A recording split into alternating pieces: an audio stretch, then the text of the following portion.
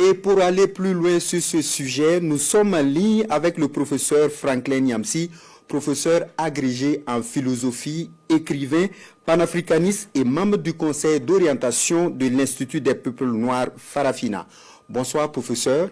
Je vous remercie et je salue le grand peuple du Burkina Faso. Lors du sommet Africa Forward organisé les 11 et 12 mai au Kenya, le président français Emmanuel Macron a encore affirmé que l'ère du précaré français en Afrique est terminée. Est-ce que ces propos du président français sont crédibles?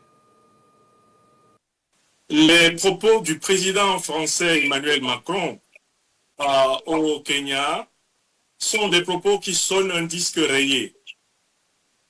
Car depuis De Gaulle, Pompidou, Giscard d'Estaing, Mitterrand, Jacques Chirac, Sarkozy, Hollande, jusqu'à Macron, tous les présidents de la Ve République française ont juré que les relations néocoloniales étaient terminées et jamais ils n'y ont mis fin. Les 4 fondements de la domination française contre l'Afrique sont toujours vivants.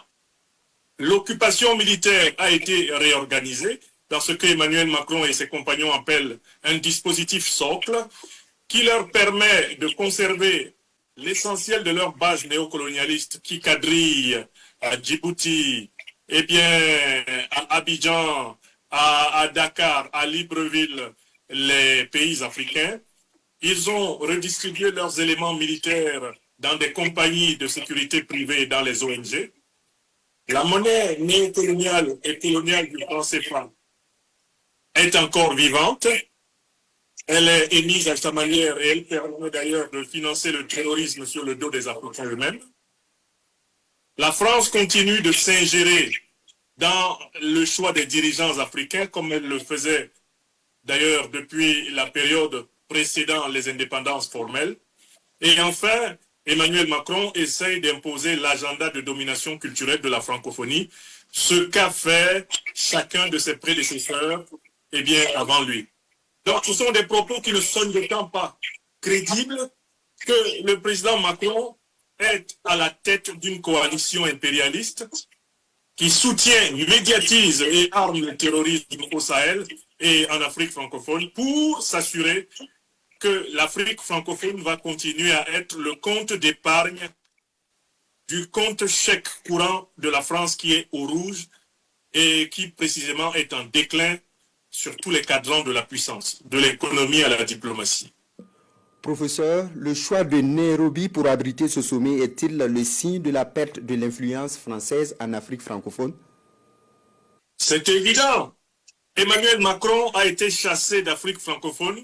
Il se réfugie en Afrique anglophone dans l'espoir de tromper la vigilance des peuples africains anglophones, puisque ceux-ci sont supposés ne pas bien connaître l'esprit néocolonialiste français dont il est l'incarnation par son paternalisme, sa condescendance et son mépris invétéré.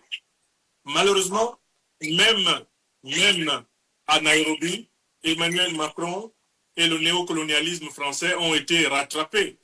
Vous avez vous-même vu que pendant la séance à l'amphithéâtre, le peuple kényan a refusé d'écouter Emmanuel Macron. Il a été boudé, houspillé, hué, il a été rejeté. Mais à l'extérieur même des lieux du sommet, les panafricanistes révolutionnaires kenyans ont mobilisé la population pour demander à Emmanuel Macron de quitter le sol africain du Kenya. Et l'armée kenyane, sous le régime du président William Ruto, est sortie et a tiré à balles réelles pour empêcher les manifestants qui voulaient chasser Macron de Nairobi. Donc en fait, la perte d'influence de la France en Afrique est désormais une évidence.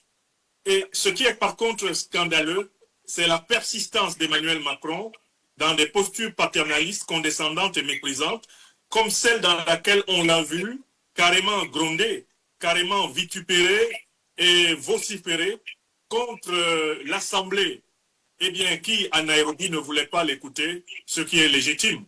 Il est le dernier chef, en réalité, d'une junte néocolonialiste et terroriste française instaurée par le général de Gaulle avec la pseudo-décolonisation des années 50-60. Comment analysez-vous justement le changement de dénomination Africa Forward plutôt que de sommet France-Afrique?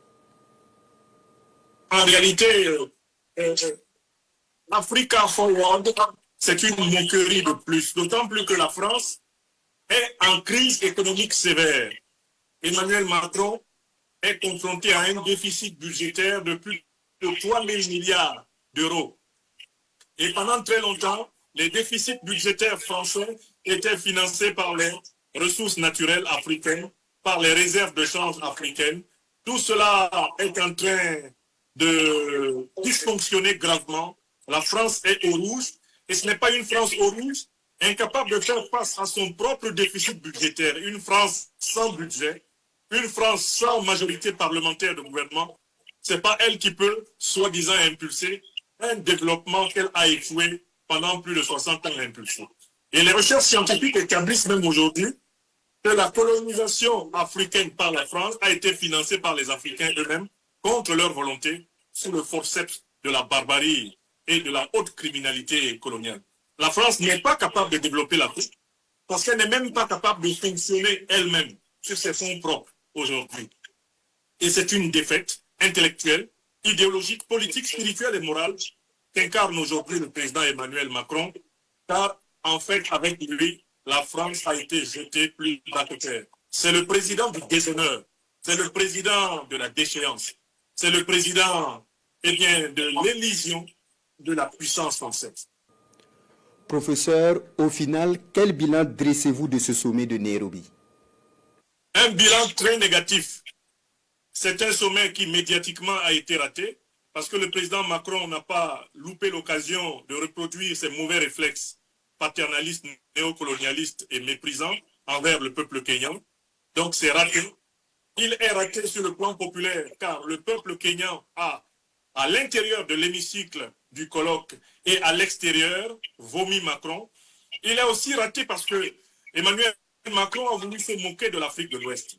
Il a même voulu se moquer du Mali, où ces hommes de la coalition impériale terroriste du JNIM, du FLA, ont cru pouvoir s'emparer du pouvoir le 25 avril. Et même cela s'est retourné contre lui, car son rôle de chef de la junte néocolonialiste et terroriste française est désormais incontestable, puisque même les médias français, je cite ici, Radio Télé Luxembourg, reconnaissent désormais que la France est en réalité la principale parraine des groupes terroristes qui déstabilisent l'Afrique dite francophone aujourd'hui. Merci à vous, professeur, pour cet entretien dans le 20h de la télévision du Burkina, entretien relatif au sommet Afrique Forward organisé au Kenya.